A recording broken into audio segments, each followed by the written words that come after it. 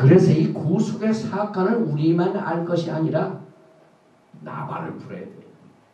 우리가 얘기할 적에도 막 소식을 잘하고 말 잘하는 사람은 저 사람 아주 나발 불길 잘한다고.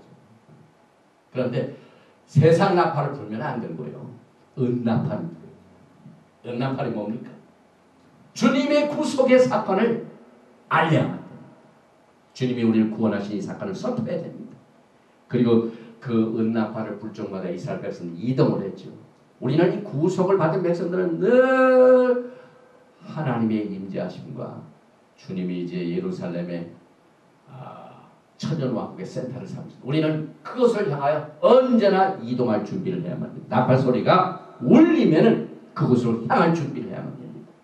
끝내 마지막 나팔이 불 적에 어디로 들어갑니까? 공중으로 올라갑니다.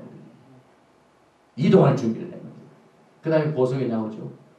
보석은 뭘 의미하냐면요, 대제사장이 하나님을 만날 적에 늘 가슴에 에봇을 잡아놨는데 거기에 12보석이 있습니다. 12보석에 12지파의 이름이 있습니다. 주님께 이 12지파의 백성들을 꼭 기억해 주시고 제 마음속에 있습니다. 이것입니다. 12지파가 이만큼 중요합니다. 이 세상의 모든 보석은 어디서 시작됩니까? 그 먼지 많고 험한 돌 속에 숨어 있습니다, 여러분. 그걸 캐가지고 보석이 생깁니다. 주님도 똑같이 하나님의 백성들, 신부들을요, 이 거친 산들에서 막 캐고 깨가지고 그 보석을 어떻게 됩니까? 막 갈고 닦고 단련시키고 막 광을 냅니다. 더러운 거 씻어내고 찌꺼기 빼내고 이렇게 해가지고 반짝반짝 광을 내야 보석이 됩니다. 마찬가지로 성도들도 그렇게 만들어집니다. 그래서 우리들은 하나님의 보석이 되는 이유를 이 토라의 회복을 통하여 우리가 또 훈련을 받습니다. 그래서 말세 신부들은 하나님의 임재하심을 갈망하고 하나님의 구속의 메시지의 나팔을 불고 돌들이 용기가 나서 반짝반짝 빛나는 보석으로 변하여 마지막 나팔에 순식간에 변하여 신랑 되신 예수 앞에서 아주 아름다운 빛난 보석으로 혼인잔치에 참여하게 되도록 힘써야만 되는 것입니다. 또 하나님의 민수기를 통하여 희한한 말씀을 주셨는데, 민수기 10장 35절과 36절은 이 토라 이 공부를 하는 사람들에게 아주 결정적인 말씀 중에 하나입니다. 왜냐하면은 민수기 10장 35절과 36절의 원 히브리 단어를 이 성경을 보면은요, 그 35절 36 사이에 눈이라는 이 히브리 그 알파벳 눈이라는 글자가 정상으로 안 돼 있고 거꾸로 돼 있고 뒤집혀 있습니다. 완전히 뒤집어 놨습니다. 이게 보니까 뭐 선반을 이렇게 걸어맬 때 여기서 장식과 같이 돼 있죠.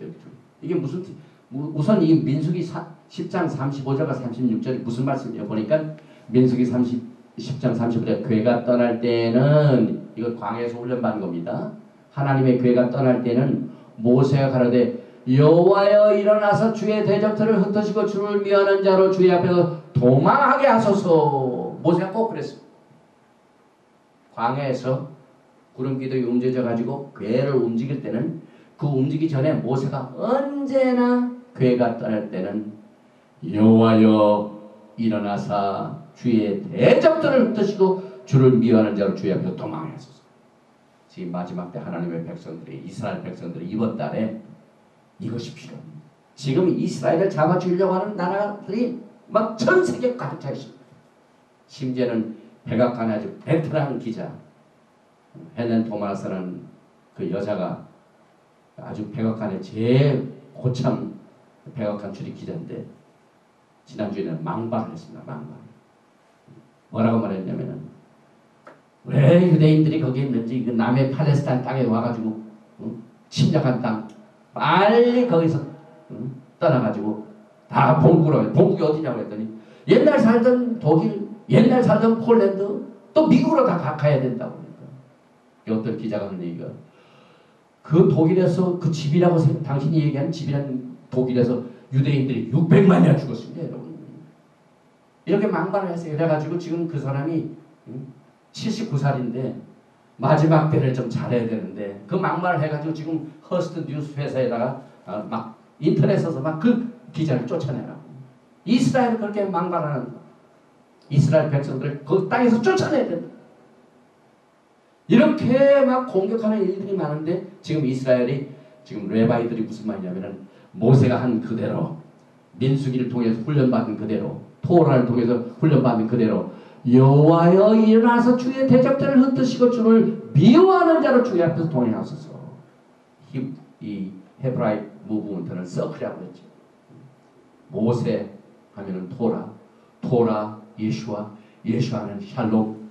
그러니까 이스라엘 백성들을 공격하는 자는 주님의 눈동자를 범하는 자입니다. 이 토라는 번도 하나가 되어 있습니다. 서클로 되어 있습니다. 그래가지고 이스라엘을 대적하는 자를 쫓아내게 하옵소서 하는 기도가 필요하고, 민수기 10장 36절에 보면은 또 다른 기도가 나오는데, 괴가 쉴 때에는 구름 기둥에 딱 머물러가지고 거기 설 때에는 여호와여 이스라엘 천만인에게로 돌아오소서.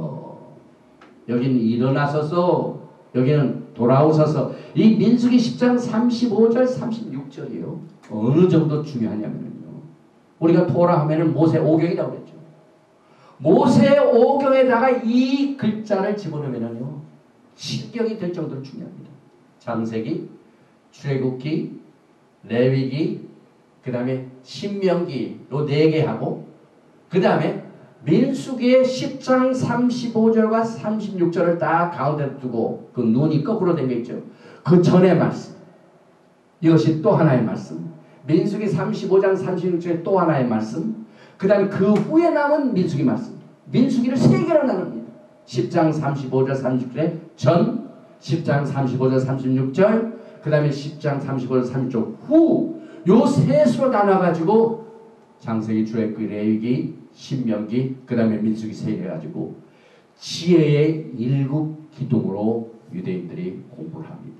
이만큼 중요한데, 하나님께서는 이 중요한 그 구절에 눈이라는 글자를 거꾸로 해가지고 이 우리들에게 토라에 숨겨진 특별한 하나님의 지혜를 우리들에게 전해주려고 이렇게 하셨다. 그래서 여기 보니까 잠언서 9장 1절에 지혜가 그 집을 짓고 7기둥을 다듬고, 지혜는 7기둥입니다. 그러니까 토라의 넷과 민수기를 셋으로 나눠가지고 4 플러스 3의 같이 7, 이렇게 중요하게 여기는데, 이 눈 글자가 무슨 글자입니까? 이 눈은요, 여기 보니까 액티비티, 이 고기가 생동하는, 생선이 고기가 물에서 막 살아가지고 생동하는 모습입니다. 그러니까 우리가 어느 호숫가나 가다가 그 바다 밑에는 고기가 많은 것을 우리가 압니다. 그러나 못 봅니다. 언제 봅니까? 막 고기가 가다가 꼬리를 치고 쫙 올라올 때 막 그 생동감이 나타나집니다. 그래서 우리가 보면, 야, 고기가 저기 있다. 제가 몇 년 전에 스노우시 카운티 북쪽에서 배를 타고 그 섬으로 건너가는데 한참 가다가 사람들이 막 큰 소리를 질러요. 보니까 막 아름다운 고래가 막 얼굴을 내놓고 이렇게 들어갔다니 합니다. 그리고 그 바닷 가운데 고래가 밑에 있으면 우리가 모르는데, 뭐 고래가 쭉 꼬리를 치고 올라가니까 막 사람들이 좋다고 봐요. 똑같은 모습입니다. 이 눈이란 말이. 그러면 민수기 10장 35절과 36절과 이 고기가 꼬리를 치고 생동하는 모습하고 무슨 관련이 있습니까? 이것은 첫 번에 모세가 가로되 여호와 일어나사 할 때는 이것은 예수님의 부활을, 주님께서 죽음에서 딱 이 고기가 튀는 것처럼 살아나셨습니다. 그러나 이 두 번째 눈 거꾸로 된 것은 뭡니까? 보니까 괴가 쉴 때는 가로되 여호와여 이스라엘 천만에게 돌아오셨어. 이 돌아온다는 말은 return.